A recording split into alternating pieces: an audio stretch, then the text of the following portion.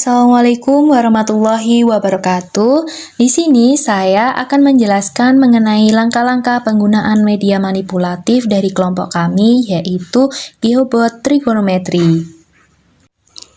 Langkah-langkah penggunaan media manipulatif GeoBot Trigonometry. Yang pertama, guru memberikan pengarahan awal tentang tujuan kegiatan, yaitu untuk memahami hubungan antara sisi-sisi pada segitiga siku-siku dan besar sudutnya melalui kegiatan eksplorasi di papan GeoBot. Yang kedua, setiap kelompok siswa mendapatkan satu papan GeoBot, karet gelang, paspin, penggaris, busur, dan satu set kartu sudut. Berisi 0 derajat, 10 derajat, 30 derajat, 45 derajat, 60 derajat, 75 derajat, dan 90 derajat. Kemudian, guru juga memberikan tabel trigonometri dan tabel lembar kerja siswa. Langkah yang pertama dalam penggunaan aplikasi media manipulatif GeoBot Trigonometri ini, siswa mengambil satu kartu sudut secara acak sebagai besar sudut yang akan mereka representasikan di papan.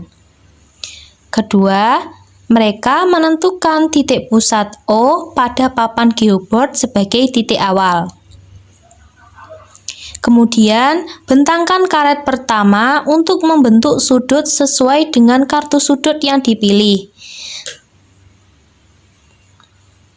Titik ujung karet ini diberi nama A, sehingga membentuk sisi miring OA. Dari titik pusat yang sama, O, bentangkan karet kedua secara horizontal ke titik B yang segaris dengan titik A.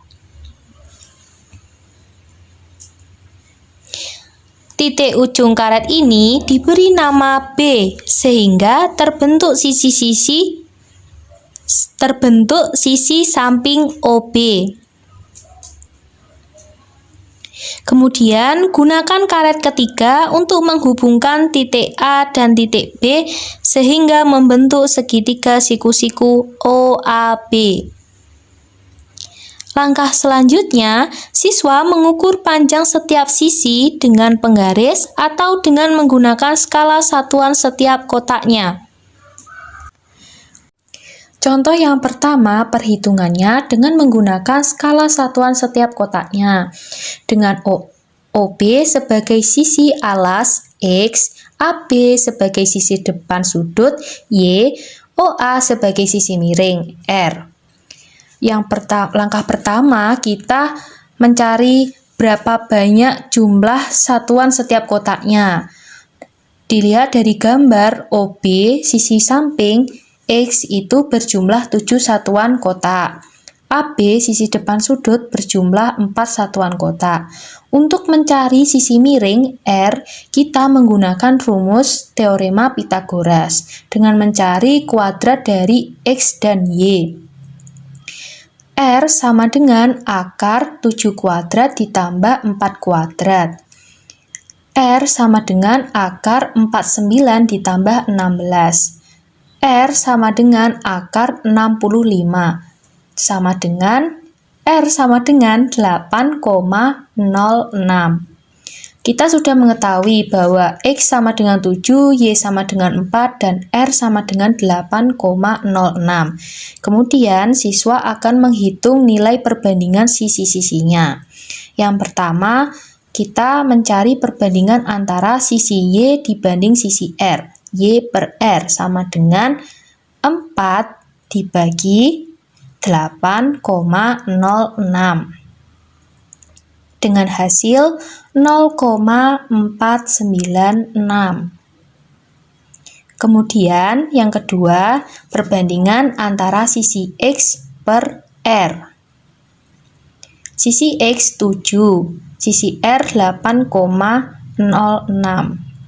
7 dibagi 8,06 dengan hasil 0,868. Kemudian perbandingan yang terakhir, sisi Y dibanding dengan sisi X. Dengan sisi Y 4, sisi X 7. 4 dibagi 7 sama dengan 0,571. Untuk contoh yang kedua, dengan melakukan pengukuran dengan menggunakan penggaris di setiap sisinya. Langkah pertama, kita mengukur sisi samping atau sisi alasnya, X. Didapatkan sisi X panjangnya 6,8 cm. Kemudian kita mengukur sisi depan sudut, Y.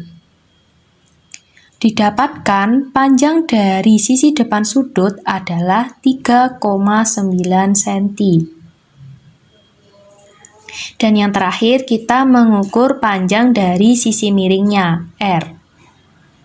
Didapatkan panjang dari R adalah 8 cm.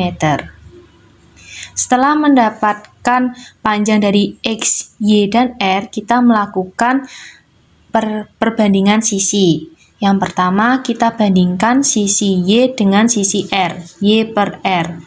3,9 dibagi 8. Hasilnya 0,487. Kemudian, perbandingan yang kedua, sisi X dibanding dengan sisi R. 6,8 dibagi dengan 8. Dengan hasil 0,85. Perbandingan yang ketiga, sisi Y dengan X sama dengan 3,9 dibagi 6,8. Menghasilkan nilai 0,573. Kemudian setelah kita mendapatkan perhitungan dari skala satuan kotak dengan skala satuan penggaris, kita bandingkan hasil perhitungan kita tadi dengan tabel trigonometri yang sudah disiapkan.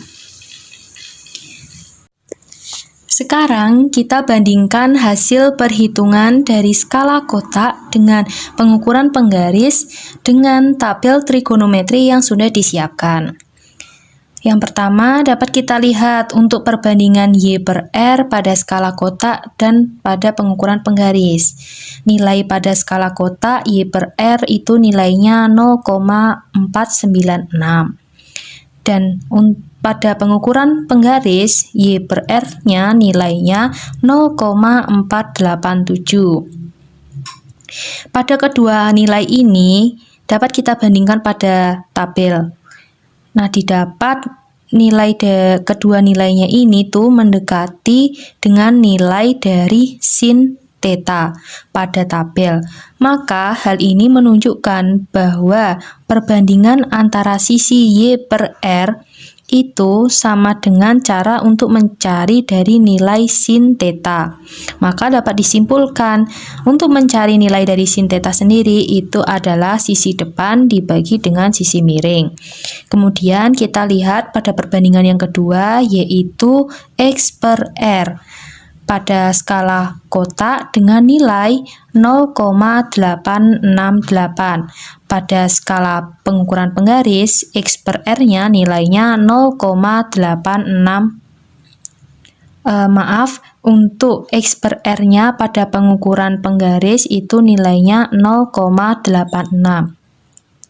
Nah, kedua nilai ini kita bandingkan pada tabel trigonometri. Didapat pada kedua nilai ini tuh nilainya mendekati nilai dari cos theta, yang mana hal ini menunjukkan bahwa untuk perbandingan X per R itu sama dengan cara untuk mencari nilai dari cos theta.